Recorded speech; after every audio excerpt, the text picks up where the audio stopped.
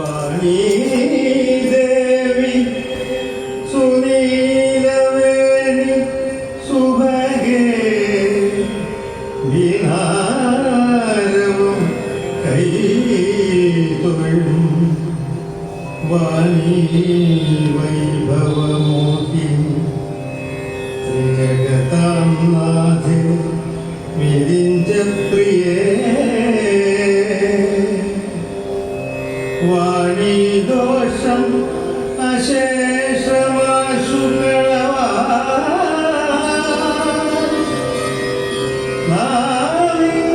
നാവിങ്കലാപ്താദരം വാണിയിടേണം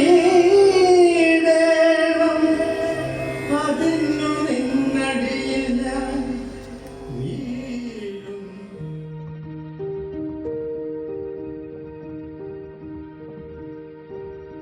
ദക്ഷിണേന്ത്യൻ നാടകവേദികളിൽ വളരെ പ്രശസ്തനായിരുന്ന സംഗീതജ്ഞൻ മലബാർ ഗോപാലൻ അവർകളുടെയും ഹരികഥ കലാക്ഷേപകയായിരുന്ന കമലാക്ഷി വാരസ്യാരുടെയും മൂത്ത മകനായ 1940 ജൂലൈ 29 അദ്ദേഹം ജനിച്ചത് എന്ന് എല്ലാവർക്കും അറിയാം.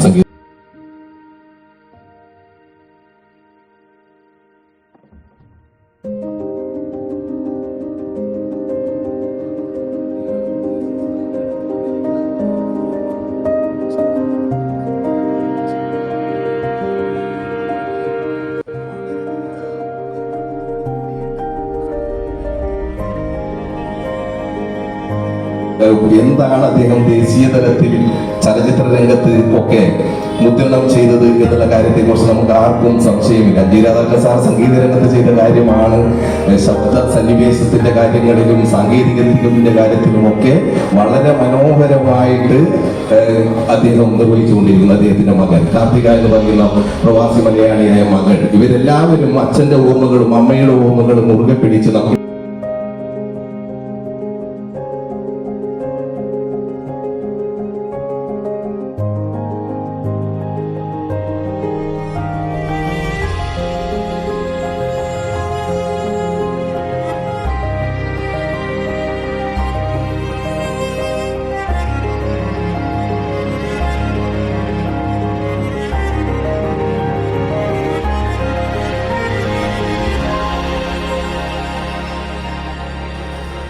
ഇവിടെ വന്ന് നമ്മുടെ നാടുമായിട്ടുള്ള അല്ലെങ്കിൽ നാട്ടുകാരുമായിട്ടും കലാകാരന്മാരുള്ള അടുപ്പം എന്ന് പറയുന്നത് തുടങ്ങുന്നത് ഇവിടെ.